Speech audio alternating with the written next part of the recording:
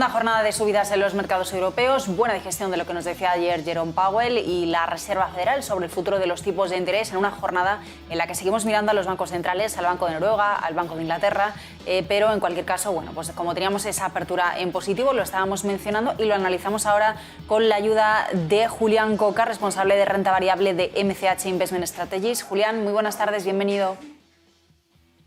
Hola, ¿qué tal? Muy buenas tardes. Bueno, cuéntanos, ¿cómo estás viendo la reacción del mercado a lo que nos decía ayer la Reserva Federal, tanto en Europa como en Estados Unidos? ¿Cómo se digieren esas nuevas previsiones?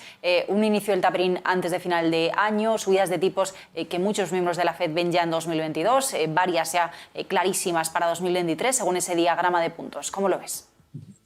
Pues es una reacción que en principio es lógica, porque aunque el mercado está viendo que es más hawkish por esas subidas de tipos en 2023, incluso porque podría llegar a producirse la primera subida en el año 2022, que es algo que el mercado no estaba ya poniendo en precio después de la pandemia, y que incluso pues, que el ritmo de tapering es mayor que el que hemos visto justo antes de la pandemia, durante el año 2019.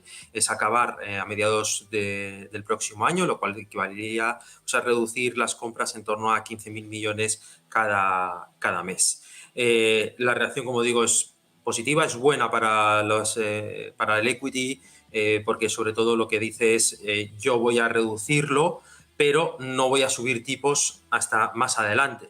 Vale que puede ser en 2022 o que en 2023 vamos a tener algo más de subida de lo que esperábamos hace unas reuniones, la de junio, pero eso no quiere decir que vayamos a ser muy agresivos, porque la inflación, hay que recordar que ahora el objetivo es ya simétrico, ya no es el 2%, sino que durante un periodo largo de tiempo, normalmente el ciclo, y es algo que la FED no ha dicho qué es lo que consideran ellos el ciclo, pero al menos durante el periodo de 2008 al actual, la inflación debe estar de media en ese 2%. Y quizás si la inflación con esas nuevas previsiones se mantiene por encima ligeramente del 2%, sí que alcancemos ese 2 de media. Y por lo tanto, pues empecé a tomar unas decisiones algo más hawkish la FED. Pero desde luego, que ver subidas de un 1% en el año 2023, como decía Powell ayer, la política todavía va a ser expansiva. Y eso es bueno para el equity, es bueno para las divisas de ciclo, como puede ser las noruegas, como Noruega, Suecia, también para Australia y también para el mercado asiático en general. Situación más tranquila, más normalizada, había un poco de miedo a ver cómo reaccionaba la FED ante el asunto de Evergrande, pero parece que está todo muy controlado y todo muy focalizado en Asia, así que situación otra vez boyante para los mercados. Julián, aprovechando precisamente lo que decías de Evergrande, esta semana la iniciamos con esos temores y también iniciamos la semana con caídas que hasta cierto punto se estaban justificando por lo que estaba ocurriendo en China, pero muchas voces expertas salieron a decir que realmente lo que estábamos viendo realmente no tenía nada que ver con los fundamentales o con la compañía Evergrande, sino más bien con cuestiones internas del mercado. Sin embargo, ¿cuál puede ser la magnitud de lo que ocurre ahora mismo con la promotora inmobiliaria? Conocíamos esa agenda de pagos que se ha estipulado, aún así el gobierno chino sigue sin descartar que se produzca un colapso y ya sabemos también que todo el tema de la comunicación por parte del gobierno chino a veces es bastante hermética, entonces tampoco sabemos hasta qué punto conocemos o dejamos de conocer, pero en cualquier caso se están disipando los temores de que un colapso pueda repercutir en el resto del sistema financiero mundial. Yo creo que eso es lo más importante, precisamente, que parece que se va aclarando que está todo muy centralizado en China, que además no hay una traslación al resto del sector, que es algo propio de la compañía, y por lo tanto hay que quedarse algo más tranquilo a ese respecto.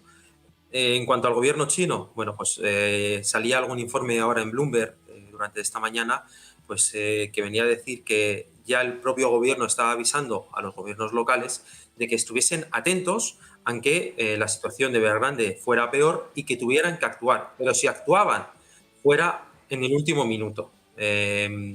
¿Esto qué quiere decir? Pues que habría que ver que no sería un rescate de la propia compañía, sino que a lo mejor había que rescatar o entrar de forma quirúrgica pues, en algunas ciudades para rescatar algunos, digamos, edificios o algunas promociones. Cuidar que no haya despidos, habría que ver cómo hacerlo, pero todo muy a nivel local y sí, como decía antes, si llega el peor de los escenarios y es una caída total de la compañía.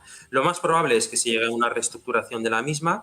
Ya hemos visto pues el martes cómo Evergrande llegó a un acuerdo privado con los deudores de esos intereses que tendría que haber pagado el lunes para, bueno, para pagarlos más adelante probablemente. Tampoco sabemos qué cuantía. Hoy nos aseguran de que los pagos en dólares se han hecho y eso aleja los temores, pero desde luego no creemos que vaya a haber y no debería haber un traslado al riesgo global o al riesgo del mercado financiero global. No es un Lehman, no es una IG en ese sentido, por todo lo que estamos viendo y cómo están actuando los bancos centrales, que eso al final es lo más importante. El POSC está metiendo dinero, hoy ha inyectado más liquidez, los bancos centrales, la Fed, Japón, Reino Unido, todos te están diciendo que no están viendo riesgos en sus países, en sus bancos, en sus balances relacionados con Evergrande. Julián, dentro de que pensamos que va a haber esa reestructuración ordenada, ¿no? Esa disolución ordenada de Evergrande, que no es un Lehman, que no va a haber esa traslación a los mercados financieros o internacionales, podemos hablar, aunque estáis llamando a la calma, ¿no? A todos a los que preguntamos sobre los efectos, sobre que no es un Lehman chino, podemos hablar de algún tipo de exposición, no sé, de banca europea, por ejemplo, ¿no? ¿Hay algún sector o un sector inmobiliario que esté conectado? ¿Podemos hablar de algún tipo de exposición que sí que tengamos que vigilar, incluso dentro de, pues de esa onda expansiva que se detendría dentro de la propia China?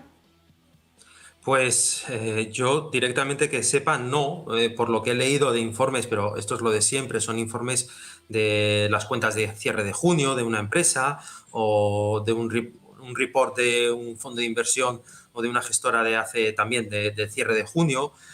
Sí que hay algún banco suizo que tiene algo de exposición o que tenía en su momento algo de exposición. También hay una gestora que también tiene algo de exposición, pero que se ha ido reduciendo y que prácticamente lo habían eliminado, como digo, en junio. Es de esperar que ahora en septiembre pues que ya no tuvieran nada de exposición. No, como digo, no vemos que haya traslado, no hay grandes exposiciones, no hay vehículos vinculados a la evolución de la compañía. Por lo tanto, pues lo que hay que estar es tranquilo y pensar que la economía está yendo bien, que se está recuperando de la pandemia, que al final es lo que más nos ha afectado y lo que puede ser el riesgo de cola. Si hay una variante que es nueva, que bueno, pues que las vacunas no funcionen, pues eso sí que es un riesgo de cola para la recuperación económica. La situación de Evergrande, pues para nosotros no lo es tanto a día de hoy. Y Julián, pasando ya al otro lado del charco, el escenario europeo, ¿cuál es el aspecto a tu juicio que presentan ahora mismo los principales índices europeos? Bueno, también poniendo un poco más la mirada quizás en España, pero sí que es cierto que bueno, cuando volvíamos del verano mirábamos de cerca pues, la evolución del Standard & Poor's 500 respecto a la evolución del Eurostoxx 50 para ver hasta qué punto se producía o se podía producir todavía un sorpaso de Europa respecto a Wall Street. Ahora mismo, ¿cuál sería el escenario central que deberíamos vigilar en el viejo continente? Pues por dar una visión un poco más global, antes nosotros creemos que Asia lo puedes hacer ahora algo mejor que el resto de zonas, porque han sufrido mucho más la variante Delta y ahora el ritmo de vacunación está siendo mucho más alto, eso les va a proteger ante nuevos brotes de la pandemia. Tenemos la situación en China del famoso crackdown que bueno, pues, ha afectado un poco a toda la zona y ahora las sitúa o las ha dejado a todos los mercados asiáticos en unas valoraciones algo más atractivas. Creemos que Europa va a ser la siguiente zona geográfica que mejor lo vaya a hacer en los próximos meses. ¿Por qué? Sobre todo porque creemos que la Fed va a actuar más rápido todavía que el BCE y eso pues da todavía algo más de viento de cola a los índices europeos, sobre todo donde, bueno, pues viendo dónde están las curvas europea y americana. Si a eso le sumamos que tenemos mucho más ciclo ligado al turismo y a la reactivación económica en general, creemos que Europa también lo puede hacer mejor por ese lado. Antes de ayer, teníamos las noticias de que Estados Unidos iba a permitir ya viajar a ciudadanos de la Unión Europea y veíamos cómo pues, las aerolíneas lo festejaban, cómo también los hoteles se veían favorecidos, y creemos que eso es algo que puede continuar.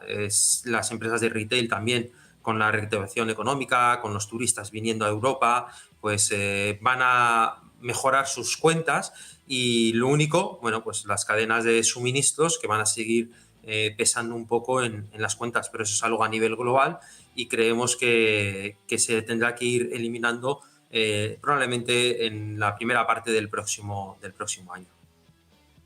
Pues Julián Coca, muchísimas gracias por acompañarnos. Tomamos nota, ¿no? A ver qué pasa con Asia, qué pasa con Europa de aquí a unos meses. Buenas tardes.